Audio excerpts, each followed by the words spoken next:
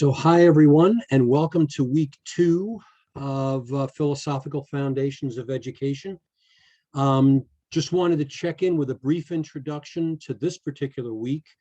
Some comments from last week and the discussion boards you had.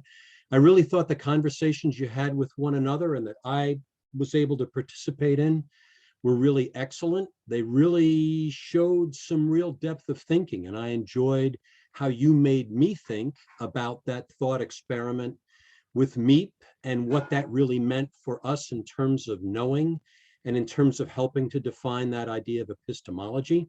Two things that really came out for me and stood out for me in thinking about those discussions. One was the idea of authority and what authority really means when it comes to conveying information. As teachers, we all have that authority in the classroom, and students look to us to a certain degree to understand exactly what it is they're supposed to do.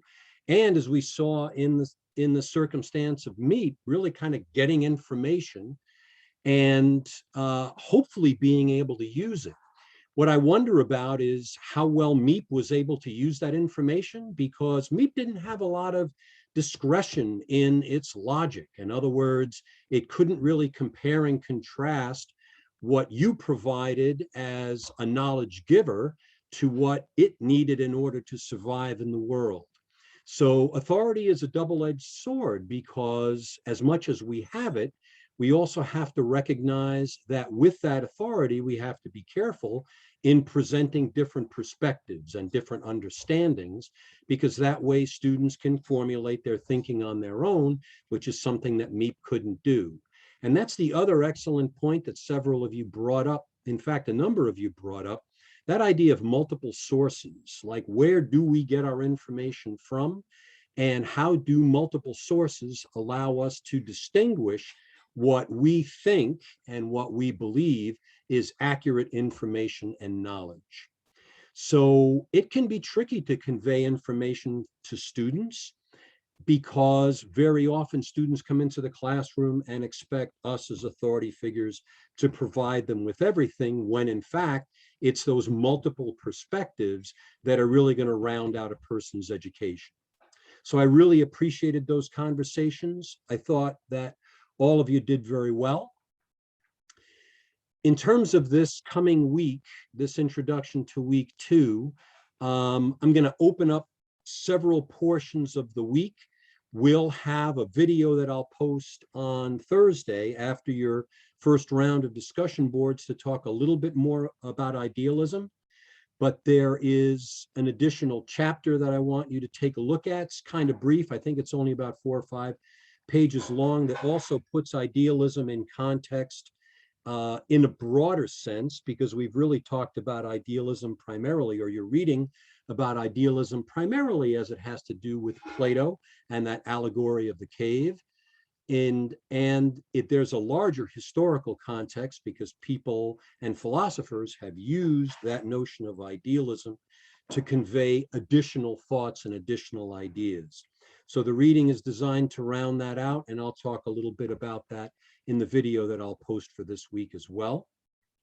Also recognize the fact that timing is in place for this week. So that means that you'll need to create 2 posts. One is in direct response to the prompt, and that one needs to take place before Thursday at midnight. And then a second post in response to your colleagues between Thursday and Sunday. And you'll get credit for an entire week of posts by making sure that both those posts are in place and also timed well before Thursday and before midnight on Sunday. So be aware that that timing is in place now. There'll be an idealism quiz that will also be available for you for this week, and another video on idealism that emphasizes the idea of thinking and ideas. When we think about idealism, it's not just what we think is ideal, but that there is some ideal construct, some ideal notion, idea of reality that we as humans can understand. And gradually over time, gradually over our learning, we get closer and closer to understanding that ideal of what reality is. So that's idealism in a nutshell, and we'll have an opportunity to talk a little bit more about that later on in the week. So I think that's it for now. Thanks a lot for being here and going on to week 2. Again, some excellent work in week 1. I really appreciate all of your diligence, and we'll continue the conversations as we go along. Thanks a lot, and I'll be seeing you a little later on.